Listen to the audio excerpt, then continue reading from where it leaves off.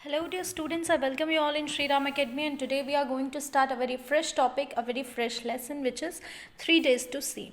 So before starting this session, I'd like to welcome you all in Sri Ram Academy, and I hope that you all are taking care of health and you all are taking care of cleanliness around you.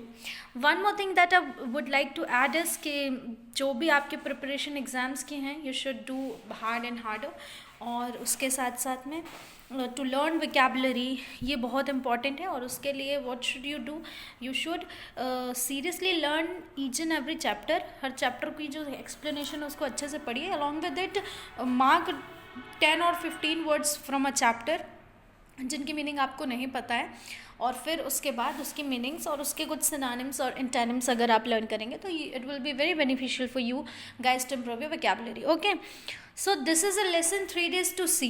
The introduction for this lesson would be more interesting कि अगर मैं इसमें एक question add कर दूँ आपसे तो ये जो इंट्रोडक्शन है और भी इंटरेस्टिंग हो जाएगा। 3 days to see जो है ये हेलन केलर की एक किताब है जिसमें उन्होंने एक्चुअली हेलन केलर ने जो बुक लिखी थी उस बुक का नाम था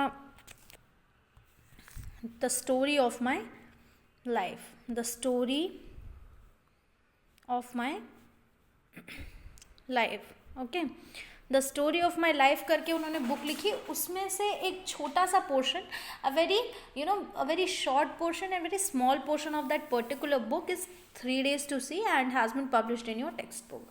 तो वो एक छोटा सा एक पोर्शन है किस बुक से, the story of my life नाम की बुक है, और उसमें से छोटा सा एक सेक्शन लिया जो 3 days to see नाम का एक चैप्टर बनाया गया आपके टेक्स्ट बुक में। So before starting the session, एक क्वेश्चन, ये जो स्टोरी है इस एक्सप्लेनेशन को स्टार्ट करने से पहले I would like to ask you guys a question is that now guys close your eyes and ears for 5 seconds and what do you feel। सबसे पहले तो ये चीज़ आपको बतानी है, if you close your eyes and ears for 5 seconds what do you feel। तो अगर मैं इस बात का जवाब दूं तो आज जवाब होगा कि if you close your eyes and ears for some time you would feel like कि ज़िंदगी ही नहीं है, क्योंकि ना तुम देख सकते हो कुछ, ना चीज़ें सुन सकते हो, सिर्फ उन्हें महसूस कर सकते हो। तो कई बार ऐसा लगेगा कि हम डिप्रेशन में हैं, हम जी क्यों रहे हैं, right. Because what we assume and what we plan, अगर हम बात करें कि क्या हम एक्सपेक्टेशन रखते हैं लाइफ से, या फिर हम बात करें कि क्या हमारी अजम्पशन है कि हाँ लाइफ जो है वो क्या है, तो life is something where you can see the colours, where you can see the beauty, where you can see the nature's beauty, और कान ऑफकोर्स ज़रूर है, where you can listen the each and every word, चाहे वो आपसे बातचीत हो रही हो, चाहे वो किसी भी चिड़िया की आवाज़ हो या फिर किसी जानवर की आवाज़ हो। तो कहीं ना कहीं ये दो चीज़ें अगर नहीं होती हैं, किसी के भगवान ने अगर पैदाइशी नहीं दी है, तो you will definitely feel like curse, और बुरा लगता है कि हाँ ये चीज़ें नहीं हैं तो हमें सफ़र करना पड़ रहा है। ओके, तो ये जो क्वेश्चन है ये बिल्कुल रिलेटेड है इस लेसन से। Close your eyes and ears for 5 seconds and you will feel the exact feeling and exact nostalgic feeling of Helen Keller, कि उनको कैसा महसूस होता था। You will also assume it, you will also imagine it, कि क्यों, क्योंकि Helen Keller जो थी वो एक्चुअली में बहरी थी और उनकी आंखें नहीं थी। अब क्यों हुआ था ऐसा, देखते हैं आगे।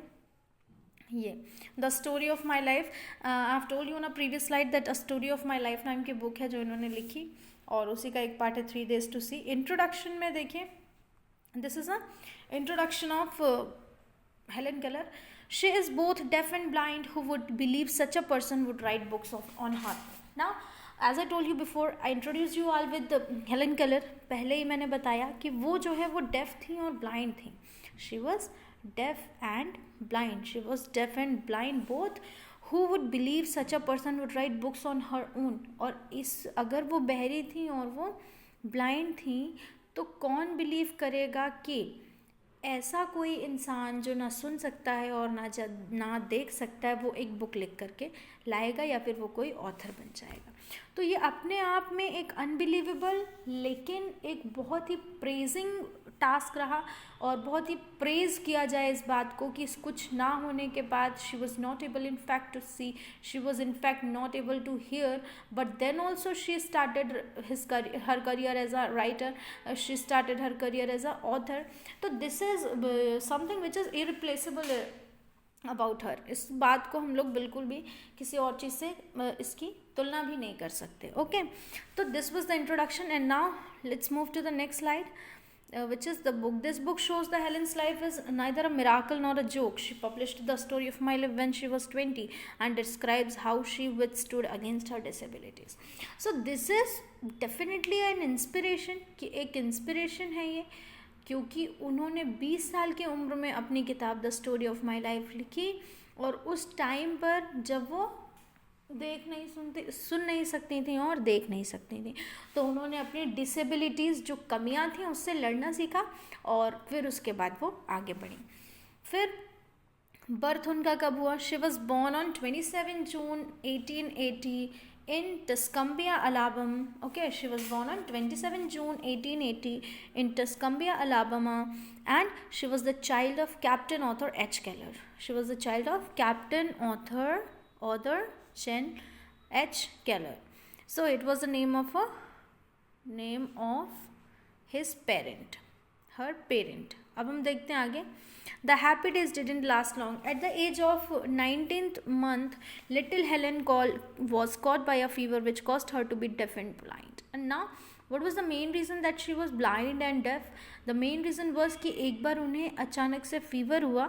Some stories and some beliefs said that she suffered from pneumonia. उन्हें एक बार fever हुआ, उनकी तबीयत खराब हुई, and then at the age of 19 month, little Helen was caught by a fever which caused her to be deaf and blind.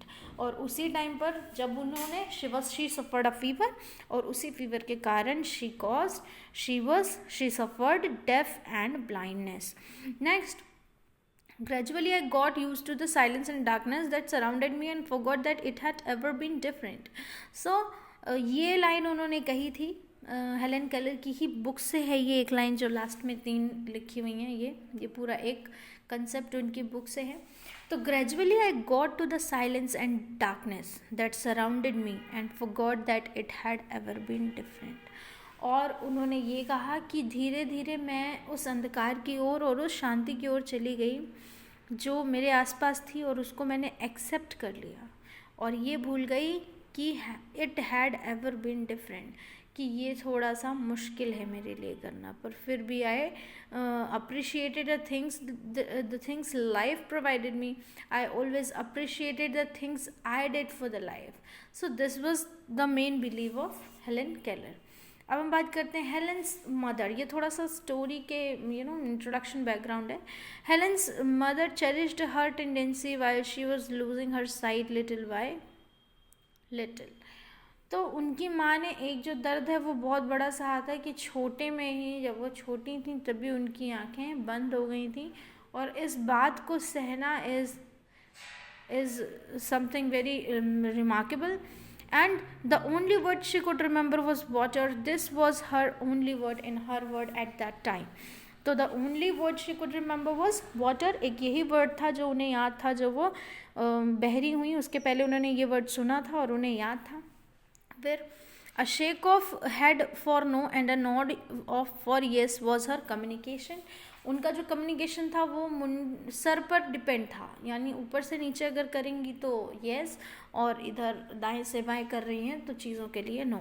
तो this was the thing what she faced, this was the situation she faced. Miss Annie Sullivan was a light to help. So Miss Annie Sullivan was light to Helen's lonely and dark life. Annie was so friendly and kind to the poor girl. Helen also showed that she is capable and learned quickly. Now, who is one of the role model of his life? अब ऐसा कौन था जो उसकी life में role model था? It was Annie Sullivan. Annie Sullivan. ये Annie Sullivan. Any Sullivan जो हैं वो थी उनके लाइफ की रोल मॉडल। क्यों? क्योंकि वही थी जिन्होंने उन्हें गाइड किया, and she was one who motivated her, she was one who taught her, she was one who just we can say in a simple words that she was the lady because of whom Helen Keller survived, and Helen Keller have got this much talent in herself. Helen soon showed that she is capable and learned quickly. Helen जो है वो बहुत जल्दी समझी कि वो ये सब कर सकती हैं, अपनी काबिलियत दिखाई और वो बहुत जल्दी सीख गई। फिर द वे शी लर्न, कैसे उन्होंने पढ़ना लिखना सीखा, तो finger place spelling word into her hand and verse first word she learn was doll. तो this was the way they used to give Helen Keller an encrypted notebook, an encrypted book, so that Helen can understand easily the words and writings. तो इसके लिए क्या होता था, उनको encrypted दे दिया गया था। अब वो एनक्रिप्टेड जो लिपि थी, encrypted language, what was that language which was encrypted was Braille लिपि, what we call Braille language. तो ये ब्रेल लिपि जो है, इसको आप लोगों ने सुना होगा, इट इज़ ब्रेल। ब्रेल जो है वो इन्वेंशन हुआ ही किससे है? हेलन केलर से। She invented Braille. ब्रेल क्या होती है? किसी भी पेपर में या फिर बड़े से एक मोटे से एक पेपर में एनक्रिप्टेड वर्ड्स रहते हैं जिनको टच करके पता करना होता है कि ये क्या लिखा हुआ है। फिर at the age of 10 Helen had mastered braille as well as the manual alphabet and even learned to use the typewriter. जब वो महज 10 साल की थी, शी लर्न टाइपराइटर, कैसे टाइपराइटर में टाइप करना है। मैनुअल अल्फ़ाबेट मतलब अलग अलग तरीके की हैंड राइटिंग्स लाइक कैलीग्राफी, ये सब उन्होंने 10 साल की उम्र में ही सीख ली थी। फिर हम आगे बढ़ते हैं और देखते हैं क्या हुआ स्टोरी में। So I have added this slide to understand the half portion of the story. All of us have read thrilling stories in which the hero had only a limited time to live. Sometimes it was so long as a year and sometimes as short as 24 hours. तो हम सब लोग जानते हैं that we are from India, we are from story book. India को अपन कह सकते हैं, India is a kind of story book where we use to share so many stories with our elders and our elder use to tell us so beautiful stories जो हमारी grand mother's होती थी वो ज़्यादातर सुनाया करती थी। तो ये स्टोरी का एक बहुत ही ज़्यादा हमारे यहाँ पर मतलब उम्दा स्थान है। फिर हम बात करते हैं कि हमने हमेशा सुना होगा कि थ्रिलिंग स्टोरी जिसमें एक हीरो होता है और लिमिटेड टाइम होता है उसके पास जीने के लिए और उसको मरने से पहले क्या क्या चीज़ें करनी होती है। फिर sometime it was as long as a year. तो ये जो होते हैं ये बहुत घिसे पिटे कुछ कहा जाए तो स्टोरीज़ हैं जो हम लोगों ने सुनी होगी। लेकिन यहाँ पर जो हम पढ़ने वाले हैं, I speak of cause of free man who have choice not condemn criminal whose activities are strictly limited. ये हम जिनकी बात करेंगे वो उनकी एक्टिविटीज़ बिल्कुल जो जगह बोला जाए तो वो बहुत ही विचार जिसको कहते हैं। तो ये जो स्टोरी है ये पूरी बहुत ही अच्छे विचारों को एक्सप्रेस करती है और वो बहुत ही ज़्यादा अच्छे विचारों को दिखाती है। कैसे? Such stories set us wondering what we should do under similar conditions. ये जो स्टोरीज हैं ये क्या करती हैं? वंडरिंग सेट करती हैं ये बताने के लिए कि अगर हम गलती से किसी भी सिचुएशन में फंस गए तो हम कैसे निकलेंगे। What should we crowd into these last hours? What happiness should we find in reviewing the past? What regret?